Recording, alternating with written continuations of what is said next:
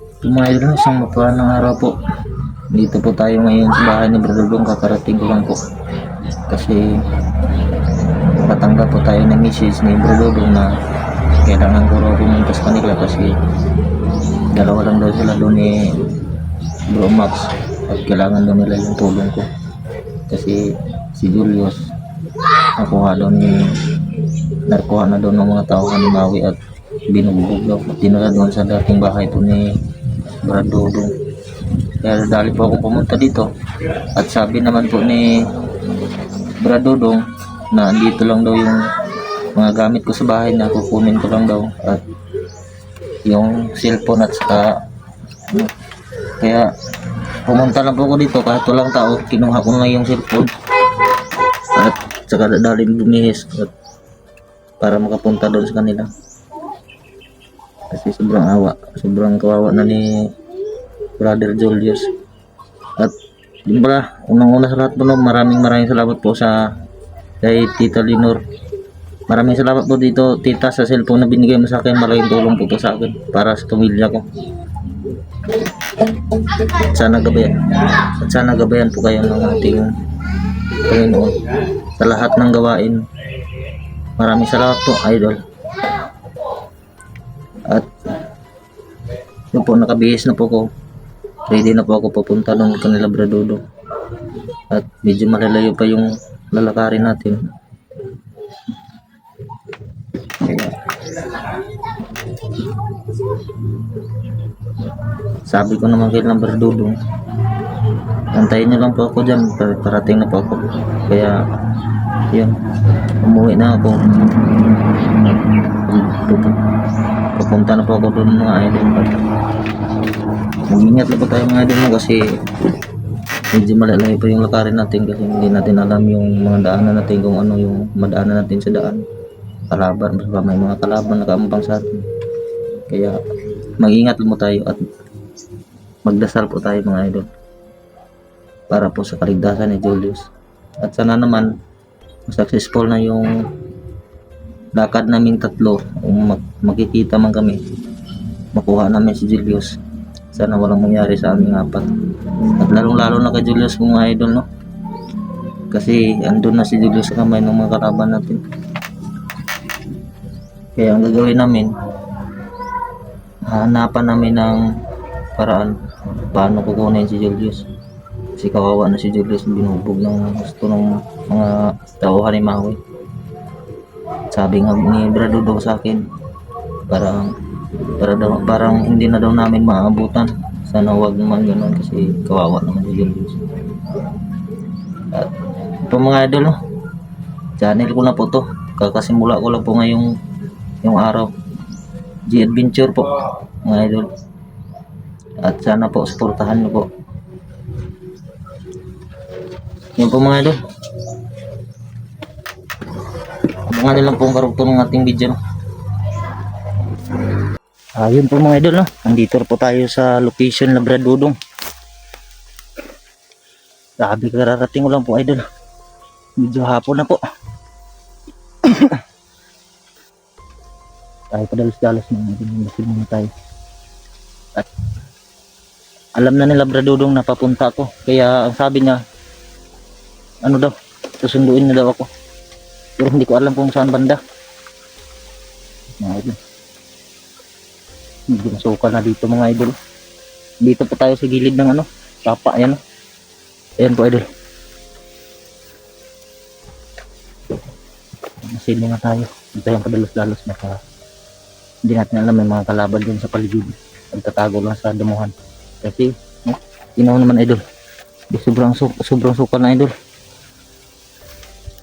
Kaya gagawin natin dito, sabi ni Bradodong sa akin, huwag ka munang padalos-dalos na maglakad dyan sa patungo sa bahay kasi baka maambagan ka ng mga kalaban dyan lang sa daan yan, sabi ni Bradodong sa akin. Kaya huwag kang magmadali, kailangan mong magmasid.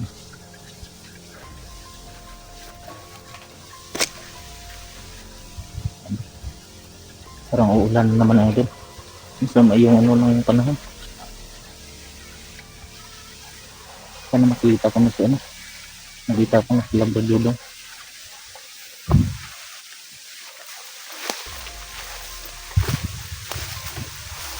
Ang dami pa tayo. Hindi natin. Kasi hindi natin alam kung saan banda kasagi yung mga kalaban. Andyan lang sa giliran na sa giliran natin. At mamakid din sila na baka may mga kikita sila na pala na vlogger at yun, baka maambagan tayo. Makita tayo. Dalawa na kami Julius na magipit. Kaya biglang ingat tayo. Biglang ingat tayo talaga ito. Grabe. Ingat.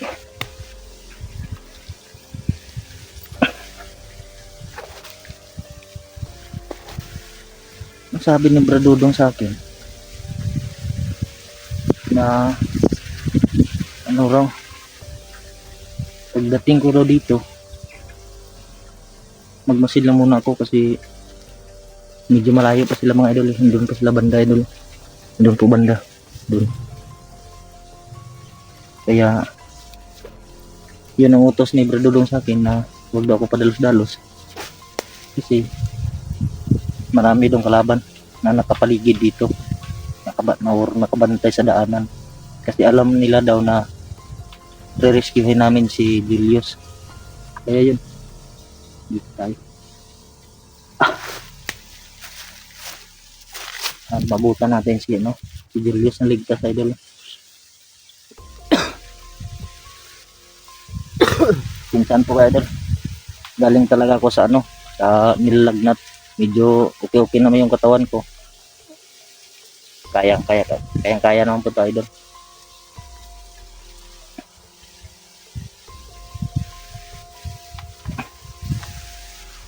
Ito po tayo idol. Hindi na sapa sa dating daanan po ni Bradudong.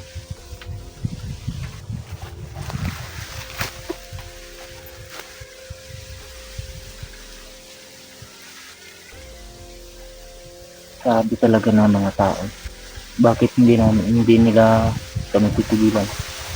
Hindi nila nauubos. Siguro may pinupuntirya sila na gusto nilang agawin yung lugar ni Bradudong. At gusto rin nilang patayin si Bradudong kasi si Maui sobrang galit ni Bradudong eh. Pinatay daw ni Bradudong si Putik noon. Iwan ko lang kung anong mangyari dito. Pero huwag kayong mag-alala idol. Manalig lang tayo sa Panginoon at magdasal.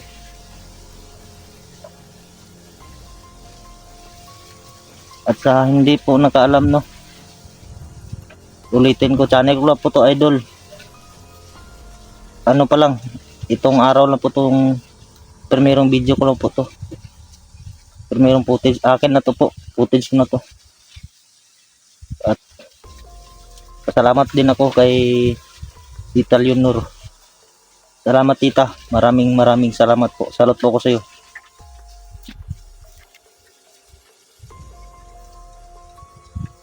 Saan kay banda sa Bradudong? Hindi kasi ako hindi ako kabisado nito, pero susubukan ko lang ito. Bawat daanan magmasid-masid lang muna ako kasi hindi natin alam baka nakatago lang din sa tagiliran. Tayo pagdaan tayo. Mahirap talaga idol pag ganito kasi hindi natin alam. Marami ang sukal lang ng mga damo, baka dyan lang sa tagiliran natin or sa likod nakasunod. At hindi natin alam, at dyan sa harapan lang natin lumabas bigla. Hindi tayo makapag depensa agad kasi may hawak tayong cellphone.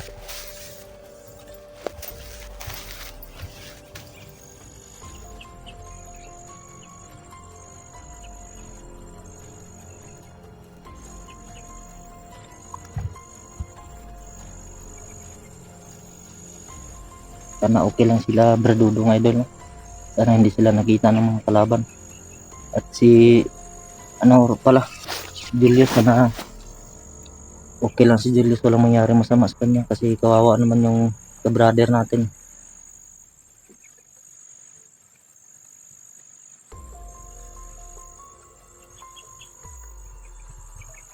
Sana sila Bradudong, sabi na dito susunduin na ako.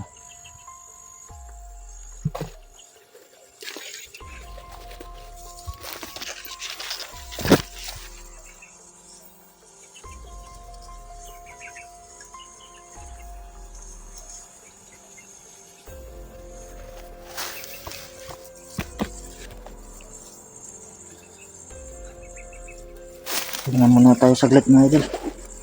Init.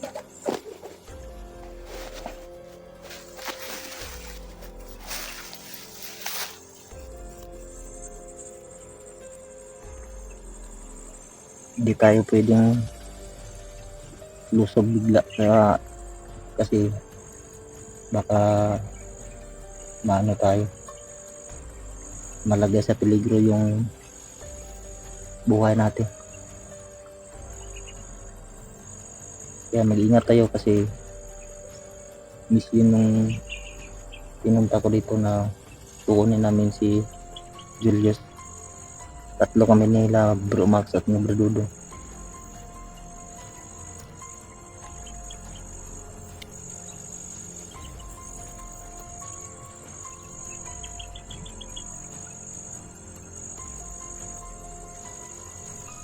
Sabi ni Bro Dudo, dito lang daw sila sa gilid ng sapa, pero saan sila banda? Hindi sila makita. Sana okay lang sila. Lang safety yung pinapagawa nila. Kasi hindi raw sila lumabas sa idol kasi pag lumabas daw sila baka malagay daw sa peligro yung buhay nila kasi dalawa lang sila at marami ang kalaban.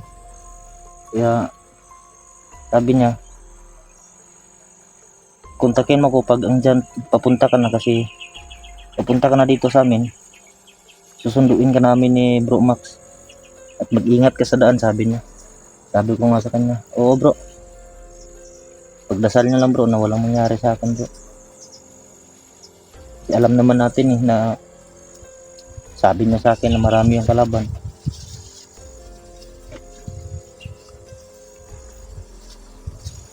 Kaya kung ano ang utos ni Bro Dudong idol, hindi ko talaga yan sinusuway.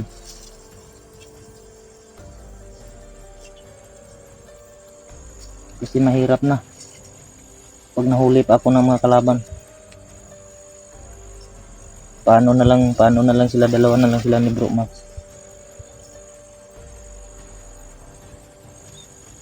Kaya hindi tayo pwedeng basta-basta na lang susugod bigla.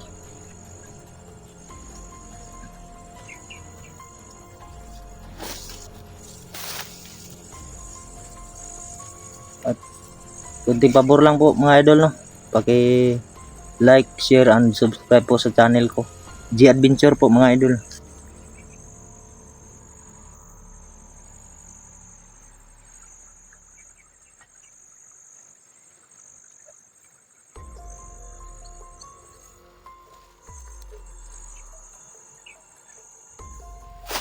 Parang may mga boses akong idol. Manda idol. May naririnig ako mga boses na baka sila Bro Dudong yan.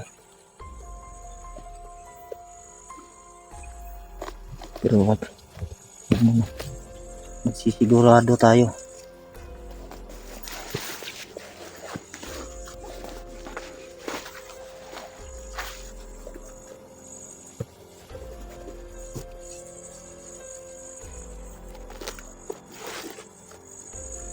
Siguruhin natin na hindi kalaban yan kasi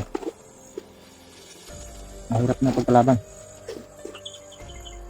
lalo na pag marami. Nag-iisa lang ako idol.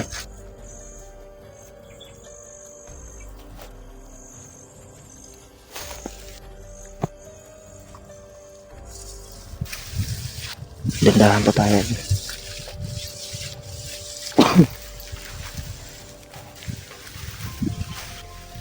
Sabi ang suka lang ba mo dito, hindi ko na yung daanan dito.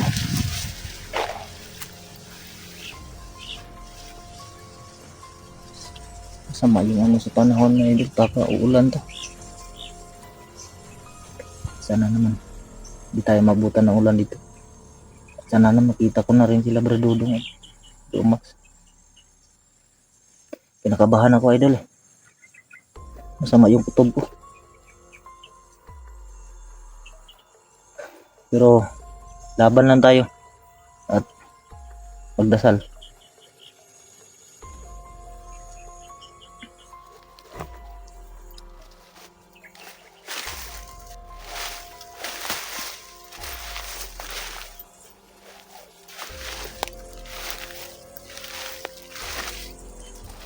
Sige.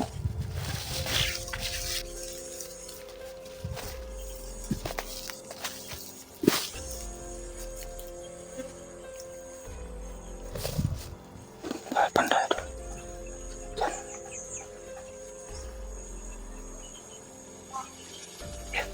Ini busis idol.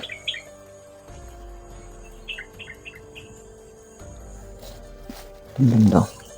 May nagsasalita doon. Tingnan nga natin.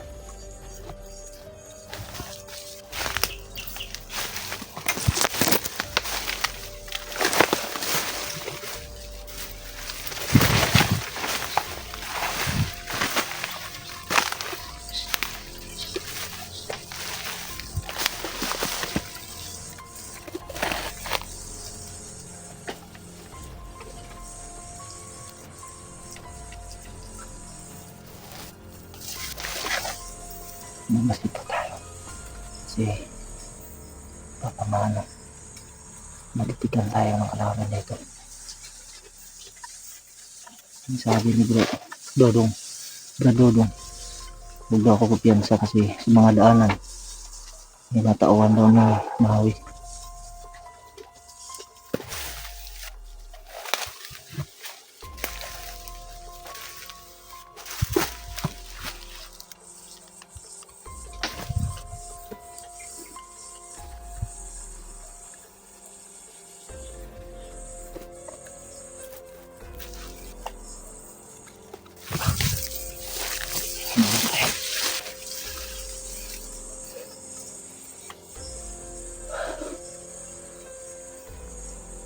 Asan kaya yun?